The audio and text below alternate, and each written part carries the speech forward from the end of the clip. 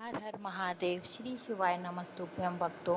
जैसा कि आप लोग जानते ही हैं, सावन का महीना ख़त्म हो चुका है और भादौ का महीना चालू हो चुका है। इसीलिए मैं आपके लिए 5 सितंबर के लिए एक बहुत ही अच्छा उपाय लेकर आई हूँ। गुरु जी की कथा से ही मैं आपको सारा उपाय समझाऊंगी, आप लोग अच्छे से समझ लीजिएगा। और यह उपाय विशेषकर मनोकामना पूर्ति के लिए होने वाला है। तो चलिए चलते हैं अपने उपाय की तरफ। इस उपाय में सबसे पहले हम लोगों को सामग्री देख लेनी है कि किस किस चीज़ की ज़रूरत पड़ने वाली है। तो सबसे पहले तो इसमें हमको चाहिए एक बेलपत्र। बेलपत्र आप सब लोग जानते हैं, खंडित नहीं होना चाहिए, बिल्कुल भी कहीं से भी कटा फटा नहीं होना चाहिए, क्योंकि खंडित शिवलिंग के ऊपर नहीं चढ़ाई जाती है। तो आप लोग एक अच्छा बढ़िया सा बेलपत्र ले लीजिए। प्लस दूसरा आपको चाहिए चंदन। पीला चंदन आप लोगों को चाहिए होगा इस उपाय के लिए, पीला चंदन ले लीजिए। और एक तांबे के कलश में जल। ये 3 चीज़ें आप लोग लेकर रख लीजिएगा। अगर आप लोगों को बेलपत्र नहीं उपलब्ध हो रही है, नहीं आप बेलपत्र ले सकते हैं, तो शिवलिंग पर जो बेलपत्र चढ़ी हुई हो उसी को आप अच्छे जल से धोकर उसी को उपयोग में ले सकते हैं। और जो आप लोग तांबे की लोटे में जल ले रहे हैं, तो गुरु जी हर बार अपनी कथा में बताते हैं कि जो आप लोग जल लेकर जाते हैं चढ़ाने के लिए, वो आप लोग अपनी किचन से ही लें। किचन का जल ही आप लोग चढ़ाने के लिए लेकर जाएं।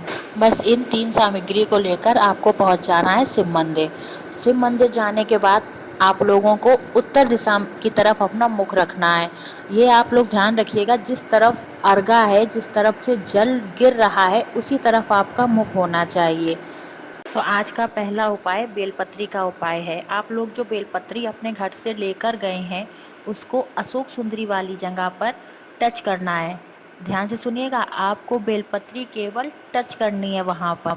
और अशोक सुंदरी वाले स्थान पर टच करवाते समय आप लोगों को इस बात का विशेष ध्यान रखना है कि जो डंडी है वो नंदी जी की तरफ हो, मतलब जलाधारी की तरफ हो, और जो पत्ती का मुख हो वो शिवलिंग की तरफ हो। और टच करवाते समय आपकी जो भी मनोकामना है, शादी से रिलेटेड है या घर में अन्न धन की कमी से रिलेटेड है, वह सारा आपको अपने मन में स्मरण कर लेना है। अपनी मनोकामना पूरी सोचने के बाद आपको वो बेलपत्र वहाँ से उठा लेनी है। वहाँ पर चढ़ानी नहीं है आपको बेलपत्र, वहाँ से उठा लेनी है।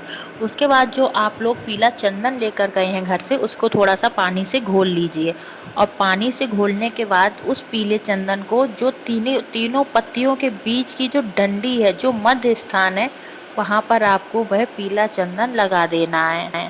उसके बाद उस बेलपत्री को आपको शिवलिंग पर समर्पित कर देना है। समर्पित करते समय जो बेलपत्री की डंडी है, उस डंडी का जो भाग है वो होना चाहिए जलाधारी की तरफ, और जो पत्ती का भाग है वो आपकी तरफ होना चाहिए।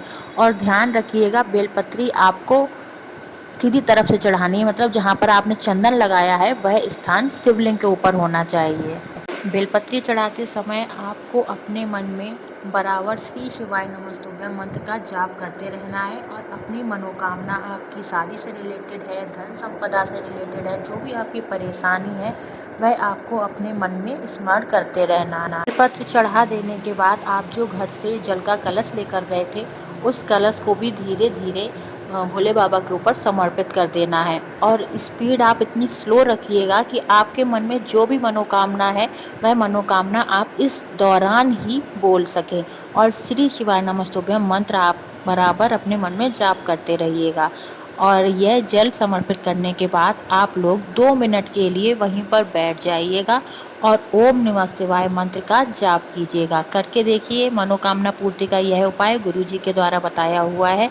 चलिए अब हम लोग चलते हैं अपने दूसरे उपाय की तरफ। यह उपाय भी मनोकामना प्राप्ति के लिए ही है। इस उपाय के लिए सबसे पहले हम लोगों को चाहिए चने की दाल। चने की दाल वही आप किचन से ले सकते हैं जिसकी हम लोग सब्जी वगैरह बनाते हैं, वही चने की दाल के आपको 7 दाने चाहिए। 7 दाने भी आप लोग देख कर लेना, खंडित ना हो, टूटे फूटे ना हो, गंदे ना हो, अच्छे हों एकदम। ठीक है, ये हो गए आपके 7 चने के दाने। उसके बाद आपको लेना है 2 गुड़ के टुकड़े, गुड़ वही मिठाई, गुड़ के टुकड़े। उसके बाद आप ले लीजिएगा एक खाली कटोरी खाली, और एक जल का कलश। जल का कलश तांबे का ही हो और उसमें जो जल हो वो आप लोग अपनी रसोई घर से ही लेकर चला करें शिव जी पर जल चढ़ाने के लिए। ये सारी सामग्री लेकर आप पहुंच जाइए शिवालय में। और इसमें आपको समय का कोई वो नहीं है, आप यह उपाय सुबह भी कर सकते हैं और शाम में भी कर सकते हैं, जब भी आपको टाइम मिले। तो हम लोग जो सामग्री लेकर गए हैं उसमें हम लोग जो गुड़ के पीस लेकर गए हैं और जो खाली कटोरी लेकर गए हैं, उस खाली कटोरी में हमको वो 2 गुड़ के पीस डाल लेने हैं। उसके बाद जो आप 7 चने के दाने लेकर गए हैं, उन चने के दानों को भी उस कटोरी में डाल लेना है। और जो आप लोग जल लेकर गए हैं, उस जल को भी थोड़ा सा उस कटोरी में डाल देना है। और ये सारा सामान जब एक कटोरी में पड़ जाएगा तो यह गुड़ का जल बन जाएगा। और इस जल को बनाते समय आप बृहस्पतिश्वर महाराज का ध्यान करते रहें। बृहस्पतिश्वर महादेव का जब आप स्मरण करते रहेंगे तो आपका गुरु ग्रह मजबूत होगा, और गुरु ग्रह मजबूत होगा तो आपका भाग्य अपने आप ही प्रबल होता चला जाएगा। चलिए, आप जो आप लोगों ने कटोरी में तीनों चीज़ें मिक्स की थी वह थोड़ी लिक्विड फॉर्म में आ गई होंगी, तरल जैसी हो गई होंगी। तो आपको उस कटोरी को उठाकर पूरा का पूरा शिवलिंग पर समर्पित कर देना है, क्योंकि हमारे शास्त्रों में भी कहा गया है शिवलिंग पर अगर हम लोग चने की दाल समर्पित करते हैं तो वो स्वर्ण दान के रूप में माना जाता है।